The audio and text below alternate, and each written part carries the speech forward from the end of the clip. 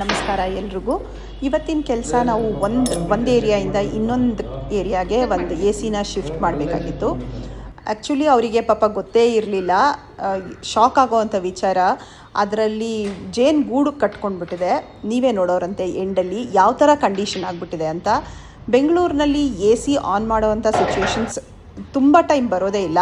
ಇದರಲ್ಲಿ ಇವಾಗ ಇನ್ಸೆಕ್ಟ್ಸ್ ಎಲ್ಲ ಸೇರಿಕೊಂಡು ಜೇನುಗೂಡೆಲ್ಲ ಕಟ್ಕೊಂಡು ಈ ಥರ ಪರಿಸ್ಥಿತಿಗೆ ಒಂದು ಎ ಸಿ ಬಂದುಬಿಟ್ಟಿದೆ. ಯಾವಾಗ ಈ ಥರ ಅಂತಂದರೆ ಆನ್ ಮಾಡದೆ ಬಿಟ್ಟಾಗ ಇದು ತುಂಬ ಕಡೆ ಎಲ್ಲ ಅಪಾರ್ಟ್ಮೆಂಟಲ್ಲೂ ನಾನು ಇದು ಸುಮಾರು ನೋಡ್ತಾ ಇದ್ದೀನಿ.